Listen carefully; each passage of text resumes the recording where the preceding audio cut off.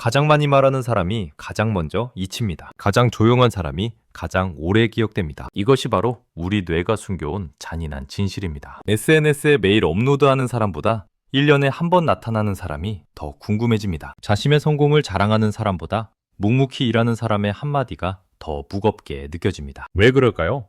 왜 우리는 더 많이 보여주려 애쓸수록 더 가볍게 여겨지는 걸까요? 오늘 이 영상은 바로 그 질문에 대한 답을 뇌과학으로 풀어드립니다. 존재감은 목소리의 크기가 아니라 침묵의 무게에서 나온다는 것, 그리고 그 침묵을 만드는 것은 당신의 뇌 구조라는 놀라운 사실을요. 지금부터 우리는 말을 아끼는 사람의 뇌 속으로 들어갑니다. 그들이 어떻게 자신을 증명하지 않고도 강력한 인상을 남기는지 그 비밀을 함께 파헤쳐 보시죠. 당신의 스마트폰을 한번 떠올려 보세요. 사진 앨범을 열고 어제 찍은 사진을 고르고 필터를 씌우고 보정하고 캡션을 고민하다가 결국 업로드 버튼을 누르는 그 순간, 그리고 5분마다 알림을 확인하며 좋아요 개수를 세는 당신의 모습. 이건 단순한 습관이 아닙니다.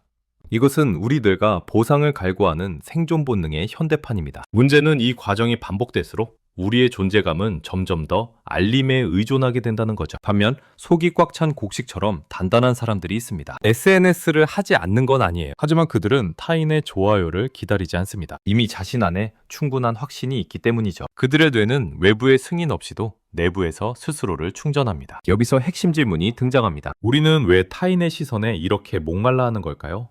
왜 누군가는 하트 하나에 행복해하고 누군가는 1000개의 하트에도 허전할까요?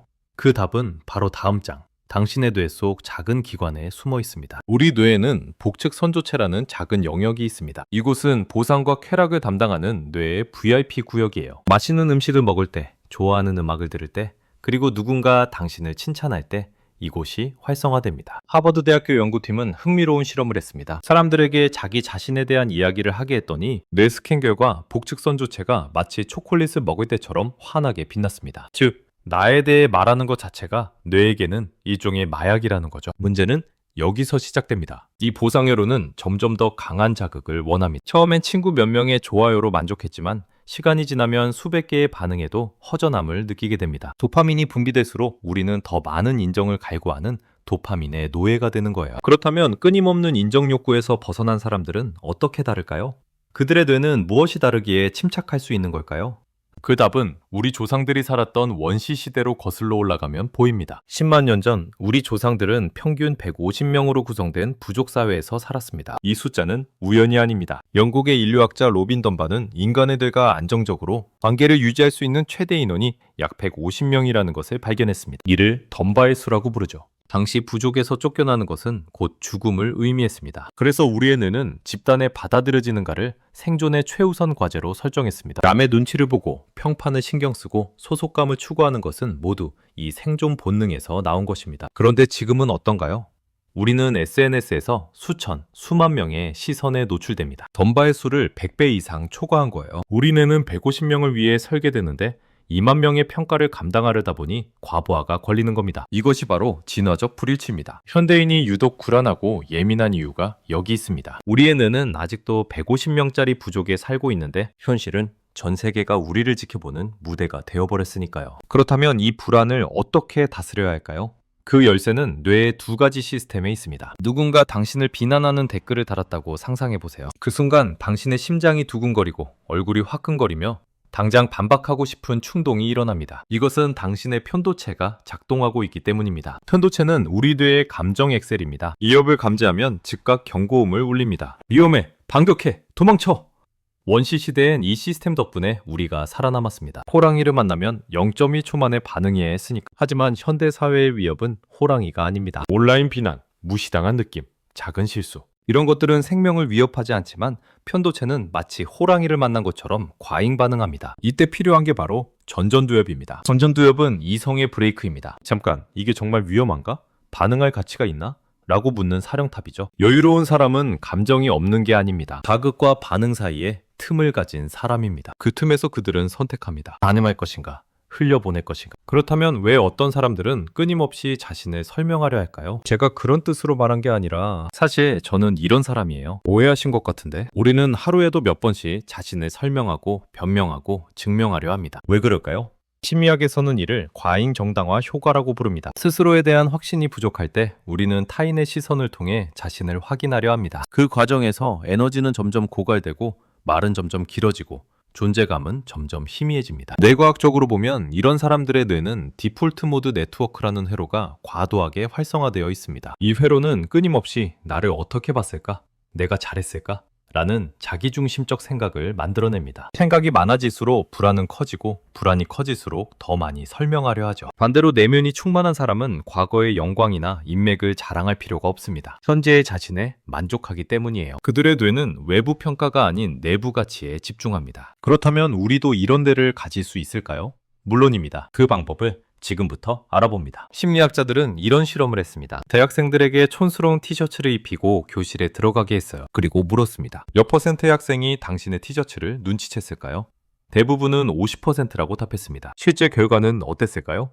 단 23%만이 그 티셔츠를 기억했습니다. 우리는 모두가 나를 보고 있다고 착각하지만 사실 타인은 자기 인생의 대사를 외우느라 바쁩니다. 이것이 바로 스포트라이트 효과, 즉 조명 효과입니다. 당신이 실수했을 때 당신은 밤새 그 장면을 되새기지만 상대방은 저녁 먹으면서 벌써 있습니다. 당신이 멋진 말을 했을 때 당신은 며칠간 뿌듯해하지만 상대방은 집에 가는 길에 다른 생각을 합니다. 타인의 무관심은 서운한 게 아닙니다. 오히려 축복입니다. 당신이 무엇을 해도 대부분은 기억되지 않습니다. 이 사실을 받아들이면 엄청난 자유가 찾아옵니다. 어차피 아무도 신경 안 써. 그럼 내 하고 싶은 대로 하자. 이 깨달음이 당신을 해방시킵니다. 그렇다면 이제 실질적으로 뇌를 바꿀 방법을 배워볼까요? 좋은 소식이 있습니다. 우리의 뇌는 신경 가소성이라는 능력이 있어서 훈련을 통해 물리적으로 변화시킬 수 있습니다. 근육을 키우듯이 뇌도 단련할 수 있다는 거죠. 지금부터 소개하는 방법들은 신경과학적으로 검증된 기법입니다. 첫 번째, 3초 멈춤법입니다. 누군가 당신을 자극했을 때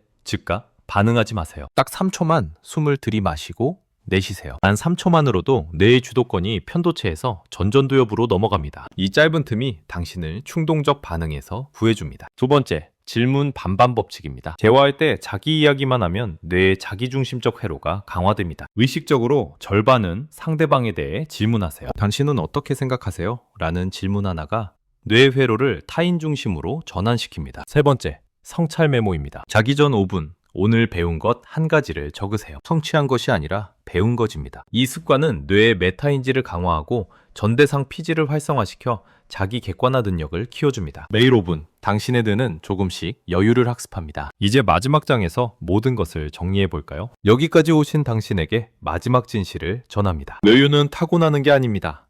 훈련으로 길러지는 근육입니다. 누구나 처음엔 흔들립니다. 중요한 건 그 흔들림 뒤에 무엇을 하느냐입니다. 신경과학자들은 명상을 꾸준히 한 사람들의 뇌를 스캔했습니다. 결과는 놀라웠습니다. 단 8주 만에 전전두엽의 회백질 밀도가 증가했고 편도체의 과잉 반응이 감소했습니다. 뇌는 당신이 반복하는 것을 학습합니다. 여유를 연습하면 뇌는 여유를 기본값으로 설정합니다. 아무것도 증명할 필요 없는 편안함, 타인의 평가에 흔들리지 않는 이것이 바로 우리가 찾아온 흔들리지 않는 사람의 정체입니다. 그들은 특별해서가 아니라 뇌를 다르게 사용하는 법을 알기 때문에 여유로운 겁니다. 오늘부터 당신도 시작할 수 있습니다. 3초 멈추고 질문하고 기록하세요. 한 달 뒤 당신은 다른 사람이 되어 있을 겁니다. 말을 아끼는 사람이 아니라 말을 아낄 줄 아는 사람으로, SNS 알림에 흔들리던 사람이 아니라 내면의 충만함으로 빛나는 사람으로. 기억하세요. 존재감은 목소리의 크기가 아니라 침묵의 무게에서 나옵니다. 그리고 그 무게는 당신의 뇌가 만듭니다. 지금 이 순간부터